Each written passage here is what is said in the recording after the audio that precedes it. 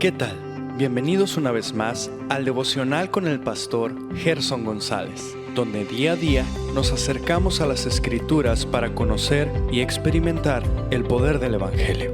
Deseamos que seas grandemente bendecido mientras escuchamos la palabra de Dios, porque la palabra de Dios no está presa.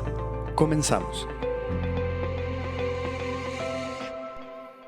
Muy buenos días, el Señor te bendiga, el Señor sea contigo en esta mañana. Damos gracias a Dios que Él nos da la bendición de poder tener la verdad de Dios en nuestras manos. Sí, cada día que nos acercamos al Señor a través o por medio de las Escrituras, esto es lo que está sucediendo para nosotros.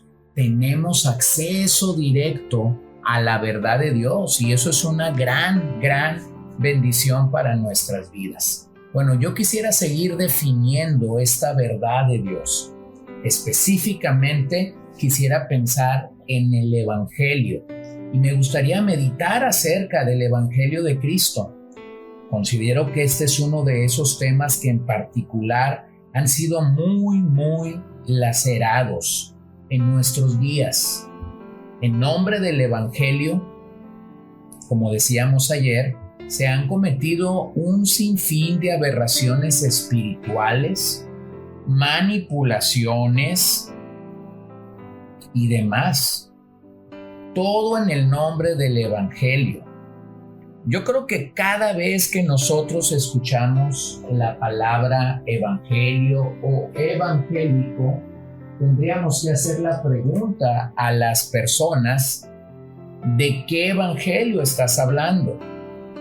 La Biblia no habla de muchos evangelios. En las Escrituras solo hay un evangelio.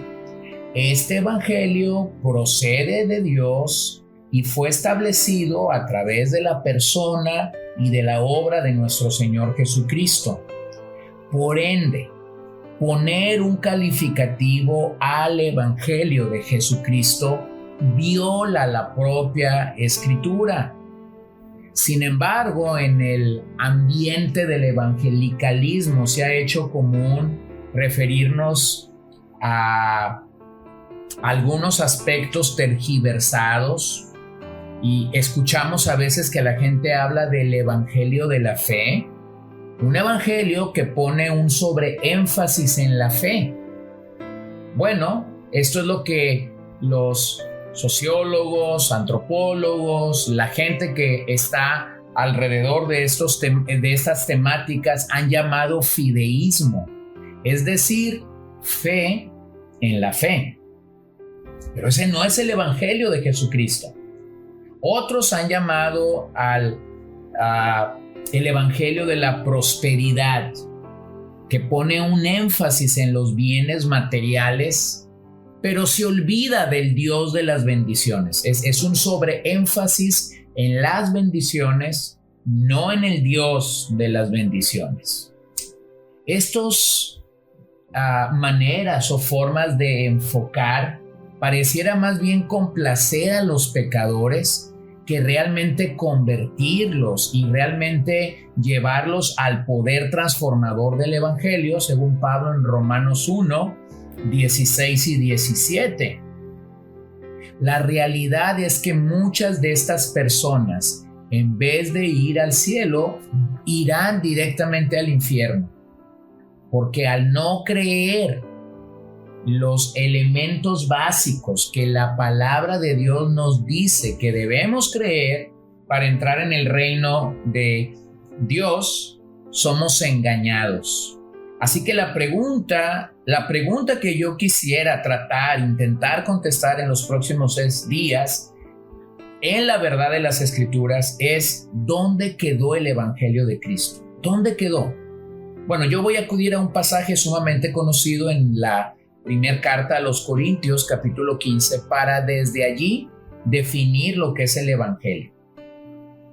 Además os declaro, hermanos, el Evangelio que os he predicado, el cual también recibisteis, en el cual también perseveráis, por el cual asimismo, si retenéis la palabra que os he predicado sois salvos, si no creísteis en vano. Porque primeramente os he enseñado lo que asimismo recibí, que Cristo murió por nuestros pecados conforme a las Escrituras, y que fue sepultado, y que resucitó al tercer día conforme a las Escrituras, y que apareció a Cefas, y después a los 12. Después apareció a más de 500 hermanos a la vez, de los cuales muchos viven aún y otros ya duermen. Después apareció a Jacobo, después a todos los apóstoles, y al último de todos, como a un abortivo, me apareció a mí. Yo quisiera preguntarte, al hacer la lectura de este pasaje, ¿será acaso que Dios necesita nuestra ayuda? No. El plan de la salvación, la historia de la redención tiene como centro la obra, la persona y la obra de nuestro Señor Jesucristo. En la economía de la salvación, el ser humano no puede ayudar a Dios. Veamos los que algunos hombres proclamaron en su tiempo acerca del Evangelio. Escucha a un padre de la iglesia llamado Tertuliano, quien vivió entre el 160 y el 225 después de Cristo. No tenemos curiosidad después de Jesucristo. No tenemos necesidad de investigar después del Evangelio. Cuando hemos creído, no echamos de menos otras creencias, porque lo primero que creemos es que no hay otra cosa que creer. Yo creo que una declaración como la que Tertuliano hace acerca del Evangelio de Jesucristo nos debe producir replantearnos lo que hemos creído acerca del Evangelio de nuestro Señor Jesucristo. ¿En qué sentido? No hay otra cosa que creer. El Evangelio es perfecto. El Evangelio es el plan de Dios. Así que esta es la verdad. El ser humano necesita ese Evangelio. No necesita nada más. Juan Wesley, el fundador del metodismo o de la iglesia metodista, quien viviera entre 1703 y 1791, dijo: en la fe cristiana todo lo que es nuevo no es verdad, y todo lo que es verdad no es nuevo. Bueno, la declaración de Wesley nos lleva a entender que no hay nada nuevo debajo del sol, como el predicador de Eclesiastés nos enseña.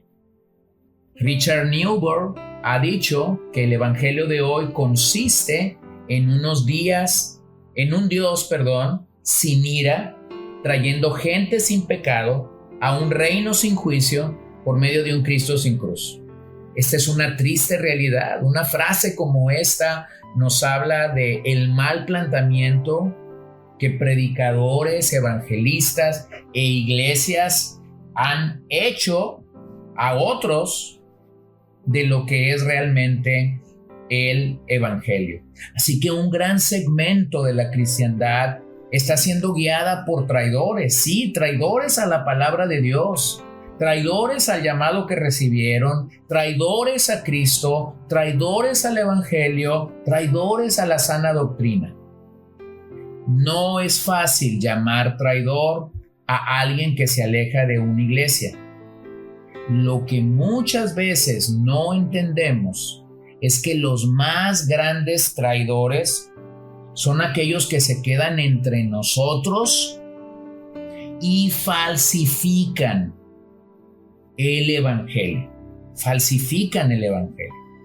Claramente en este pasaje que hemos leído encontramos que el evangelio no es hacer cosas. El evangelio es creer en algo. Específicamente, de acuerdo a lo que Pablo está diciendo, es creer que nuestro Señor Jesucristo murió por nuestros pecados. ¿Cómo lo hizo? Conforme a las Escrituras. Que fue sepultado. ¿Cómo? Conforme a las Escrituras. Y que resucitó al tercer día conforme a las Escrituras. Yo decía el domingo a Vida Nueva, predicando en el final de Romanos capítulo 4, que hacer obra de evangelismo es asegurarnos de que le hemos dicho a las personas que Cristo murió y que Cristo resucitó por nosotros. De tal forma que dar un consejo bíblico no es evangelizar. De tal forma que orar por una persona tampoco es evangelizar. De tal forma que dar un beneficio, ya sea comida, bebida o ropa, no es evangelizar. Hasta que no hemos proclamado de la muerte de Jesús y de la resurrección a estas personas, hemos predicado. Así que en nombre del Evangelio se ha permitido demasiadas cosas que no se debieron haber permitido. Herejías, entretenimiento, adoración circense, predicación vana y sin exposición real de las Escrituras. Se ha tolerado el pecado, sobre todo se ha tolerado la perversión sexual. En fin, todo esto ha deformado, ha diluido y se ha lucrado con el verdadero concepto de lo que la Biblia dice que es el Evangelio. ¿Qué es el Evangelio? De acuerdo a Romanos 1, es poder de Dios para transformar. Así que yo quisiera que allí donde tú estás esta mañana, tú te examinaras a ti mismo. Tú te examinaras a ti mismo y te preguntaras si realmente has escuchado el verdadero evangelio de nuestro Señor Jesucristo que nos llama al arrepentimiento. Ustedes recordarán lo que Pablo le dijo a los hermanos de Éfeso en el capítulo 4 acerca de ir tras la estatura del varón perfecto. Para algunos eso parece una irrealidad, porque pareciera ser que el desafío que tienen es ir tras la estatura de Zaqueo. Zaqueo, como cantábamos cuando éramos niños, Zaqueo era un chaparrito así que vivía en Jericó. No, la estatura que el verdadero evangelio nos llama a desear, anhelar y a ir detrás de ella es la estatura del varón perfecto de Efesios 4, jamás la de Zaqueo. Necesitamos abrazar, verdaderamente necesitamos abrazar el evangelio para llegar a ser cristianos. Pero, ¿qué significa ser cristiano en las Escrituras? Bueno, ese será el tema de nuestro próximo episodio y mi oración es que tú puedas definir si verdaderamente eres un creyente de Jesucristo, eres un cristiano. Si no lo eres, mi oración es que puedas venir y entrar en paz con Dios por medio de nuestro Señor Jesucristo, creyendo que el evangelio es eficaz para transformar la vida de un pecador y para llevarlo a la seguridad de paz, de gracia y de esperanza en Jesucristo.